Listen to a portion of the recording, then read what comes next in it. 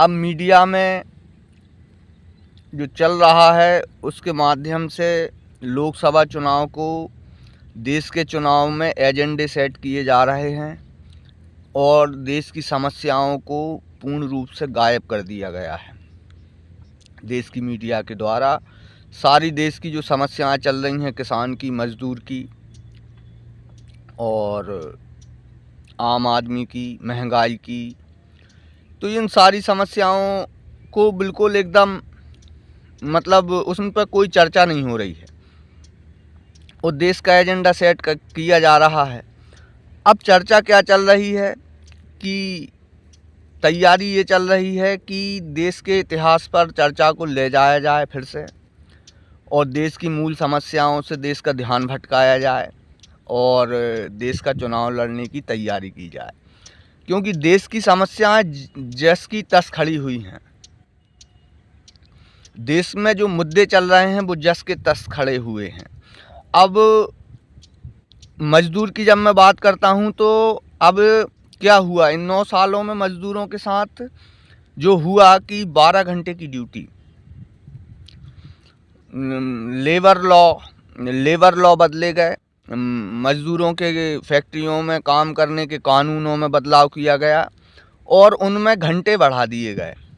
जो 8 घंटे थी ड्यूटी उसको 12 घंटे कर दी गई। मेरा मतलब ये सब चीज़ें बताने का आपको ये मेरा मतलब है कि काम क्या हुआ मज़दूरों के लिए। ये काम हुआ।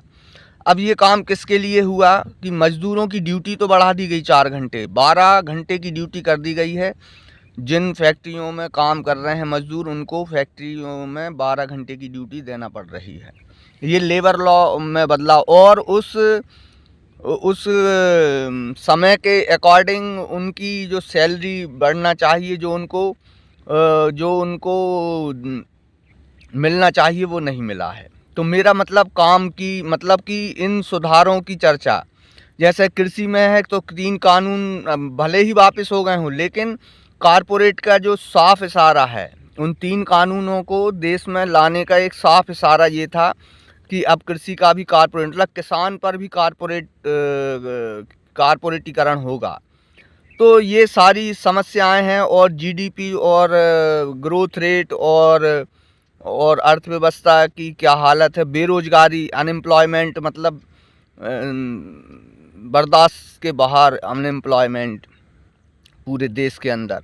तो बेरोजगारी और इन सारी समस्याओं से मतलब मीडिया को अपना रोल दे दिया गया है कि चर्चा देश की समस्याओं पर नहीं होना चाहिए। चर्चा होना चाहिए कि पहले प्रधानमंत्री ने क्या किया और पंडित जवाहरलाल नेहरू ने क्या किया और फिर चुनिंदा लोगों को टारगेट करके वो चर्चा का एक मसाला तैयार करना। अच्छा, अब वो एक मेन स्ट्रीम मीडिया उसको ये काम दिया गया। अच्छा, अल्टरनेटिव मीडिया जो काम कर रहा है यूट्यूब पर, मैं देखता हूँ कि वो इस ट्रैप में बहुत आसानी से वो फंस जाता है। वो इसलिए फंस जाता है कि वो जो लोग ये चाह रहे हैं कि चर्चा हो तो आप तो समस्याओं पर चर्चा कीजिए भाई। आपसे तो ये बिल्कुल कतई उम्मीद नहीं, क्योंकि उनके कार्य को आप भी तो आगे बढ़ा रहे हैं। मतलब मेरा मतलब ये है कि आप वर्तमान की समस्याओं पर, प्रेजेंट में जो समस्याएं हैं उन पर डिबेट कीजिए और मतलब आप भी वही उनको उतना ही समय दे रहे हैं। मीडिया में तो समय का है, डाटा भी समय से ही मिलता है, तो समय को मैनेज किया जा रहा है ये। तो वो चर्चाएं अब यूट्यूब पर जो अल्टरनेटिव मीडिया है वो भी अब क्या है, समस्याओं पर चर्चा करने के ज़्यादा मूड में समझ में मुझे आता नहीं है कि उनका ज़्यादा एक पर्सन मतलब वो है कि वो समस्याओं पर चर्चा करें और वो उनके ट्रैप में आसानी से फंस जाते हैं और फिर निष्पक्षता की दुहाई देकर मान के चलो एक अल्टरनेटिव ऑडियंस को क्रिएट कर लेते हैं। लेकिन मेरा भी उन सबसे अनुरोध है जो भी यूट्यूब पे अच्छा काम कर रहे हैं, मैं जानता हूँ बहुत सारे लोग अच्छा काम कर रहे हैं और सभी लोग अपने तरीके से सोचते हैं, लेकिन उनको भी ये सोचना चाहिए कि कहीं वो इस ट्रैप में तो नहीं आ रहे हैं कि मेन समस्याओं से, जो समस्याएं हैं लोगों की, महंगाई, बेरोजगारी समस्या है और किसानों की जो समस्या है उससे जो ध्यान डिस्ट्रैक्ट करने में कहीं वो मदद तो नहीं कर रहे हैं। तो समस्याओं पर अगर हम चर्चा निरंतर करते रहेंगे, महात्मा गांधी ने आज़ादी के आंदोलन को जब लीड करना शुरू किया और अपना अपना योगदान देना शुरू किया, तो वो उन समस्याओं को लगातार जनता के बीच रखते रहे। बहुत उस समय की भी जो भी शक्तियाँ ईस्ट इंडिया कंपनी की आज़ादी के मतलब दबाने का काम करती थी आंदोलन को, वो उनको उस समय इतना मतलब डिस्ट्रैक्ट मुद्दों से हटाना, उस समय भी सांप्रदायिकीकरण देश का किया गया, उस समय भी सांप्रदायिकीकरण का सहारा लिया गया। तो सांप्रदायिकता जो है वो बहुत पुरानी मतलब समस्या रही है कि जो लोग पहले भी लड़ाई, देखिए आज़ादी की अगर मैं लड़ाई पे बात करूं तो आज़ादी की लड़ाई को मैं थोड़ा सा अलग नज़रिए से देखता हूं। मैंने पढ़ा भी तो उसको थोड़ा सा अलग नज़रिए से मैंने देखा। वो लड़ाई भी मतलब 3 लोगों के मध्य की लड़ाई थी। वो एक वो लोग थे जो मान के चलो टैक्स और ईस्ट इंडिया जैसा कंपनीवाद, जिसको मैं पूंजीवाद कहता हूँ, एक व्यापारी थे, और उस समय जो लीड कर रहे थे वो अब राजशाही थी, रियासतें थीं, जो भी उनको लीड कर रहे थे, उनके और उनके बीच की जो लड़ाई थी, उसका सारा जो नुकसान उठाना पड़ता था वो जनता थी। और इन दोनों के बीच के आपस के संबंधों के कारण ही जो कुछ भी हुआ उस समय, जो रियासतीकरण में अगर रियासतीकरण में ईस्ट इंडिया कंपनी का आया राज, तो रियासत को जो लोग लीड कर रहे थे उनकी नीतियों मतलब उन्होंने ऐसी नीतियां जो ईस्ट इंडिया कंपनी से कंप्रोमाइज़ करके की, और उसी से जनता का नुकसान हुआ। उस समय भी किसानों का आंदोलन जो था वो चल रहा था, और किसान आंदोलन से आज़ादी के आंदोलन को भी बहुत बड़ी शक्ति मिली।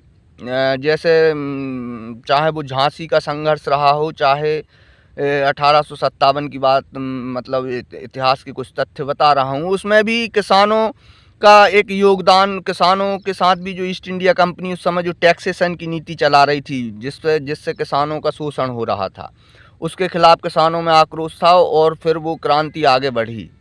तो मेरा कहने का मतलब है कि पहले भी जो व्यापार, जिसको मैं पूंजीवाद से के नाम से संबोधित मतलब बुलाता हूँ, जिसको पूंजीवाद कहता हूँ, तो वो पूंजीवाद आज की समस्याओं का भी कारण मैं जहाँ तक मानता हूँ, तो उसमें पूंजीवाद जो हावी हो रहा है, मतलब कारपोरेटीकरण जो हावी हो रहा है, चाहे मजदूर पर। अब मजदूर का जैसे मैंने कहा कि 12 घंटे ड्यूटी बढ़ा, 4 घंटे उसका आपने काम बढ़ा दिया, लेकिन 4 घंटे के हिसाब से अब वो रेस्ट कब करे? इंसान है, इंसान को अगर 12 घंटे, तो लेबर लॉ किस लिए बनाए गए थे? ताकि मजदूरों का शोषण ना हो। तो उनमें फ्लेक्सिबल बदलाव करना चाहिए, ना कि कारपोरेट के इशारे पर 12 घंटे की ड्यूटी में झोंक दिया गया मजदूरों को। किसानों के साथ क्या किया गया? 13 महीने दिल्ली के बाहर बिठाला गया, 700 किसान शहीद हुए, और गणतंत्र दिवस जैसे दिन और परेड निकली किसानों की, और पुलिस ने लाठियां बरसाई किसानों के ऊपर। तो ये सब क्या दर्शाता है? यही है मूल समस्याएं, और इन समस्याओं के लिए एजुकेशन के लिए काम करना और किसानों की सुविधाओं के लिए काम करना, लेकिन उन सुविधाओं का जो कारपोरेटीकरण है वो चल रहा है। तो मेरा यूट्यूब पे जो लोग भी काम कर रहे हैं, अल्टरनेटिव मीडिया भी जो काम कर रही है, तो आप से भी मेरा अनुरोध है कि हो सकता है मैं गलत हूँ, आप लोगों के विषय में आप प्रबुद्ध लोग हो, लेकिन मुझे लगता है कि ये सत्ता जो है, जो कॉरपोरेट जिसको चला मतलब डील कर रहा है, ये सत्ता उन मुद्दों पर चर्चा नहीं चाहती कि जनता में उन पर चर्चा हो। तो हमारा एक दायित्व बनता है एज ए इंडियन सिटीजन कि हम अपने देश की जो सांस्कृतिक विरासत है, जो सब लोगों के हिलने मिलने जुलने की, प्रेम की विरासत है, मोहब्बत की विरासत है,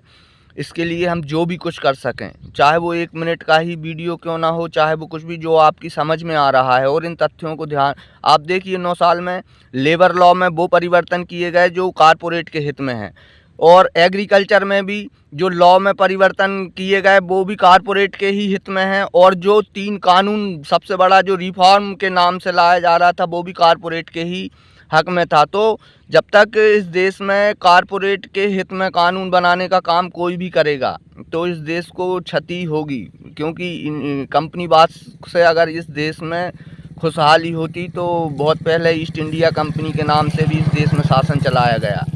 तो मेरा मानना है कि हम सब लोगों का ये दायित्व है कि हम मुद्दों से डिस्ट्रैक्ट ना हों। ये समय जो है, ये जो लोकसभा 2024 का जो चुनाव है, ये देश की दिशा और दशा को भी तय करेगा और हमारे संघर्ष को भी तय करेगा कि हमको किस तरीके से संघर्ष करना है। तो इस संघर्ष के लिए मेरा ये मानना है, मैं किसी यूट्यूबर का या किसी भी अल्टरनेट मीडिया की मैं आलोचना नहीं कर रहा हूँ, लेकिन वो चर्चा जो वो चाहते हैं उसके लिए समय हम भी हम उस ट्रैप में ना फंसें। हम मूल समस्याओं पर रहें, मूल समस्याओं पर बात करें, कृषि पर बात करें, किसान पर बात करें, मजदूर पर बात करें, एजुकेशन पर बात करें, विद्यार्थियों पर बात करें, अस्पताल स्वास्थ्य पर बात करें, और अच्छी देश की अर्थनीति पर बात करें, हिस्सेदारी की बात करें, अधिकार की बात करें। ये मेरा मकसद है आज का वीडियो बनाने का। तो आप सभी लोगों से मेरा निवेदन है कि आपको अगर लगता है कि लड़ाई सही दिशा में चले और देश के हित में चले, तो आप इस वीडियो को ज़्यादा से ज़्यादा शेयर करें और ज़्यादा से ज़्यादा अपने मित्रों से इस पर अपनी राय लें और कमेंट्स बॉक्स में अपनी राय भी दें। आपकी राय भी आवश्यक है। जय हिंद, जय भारत।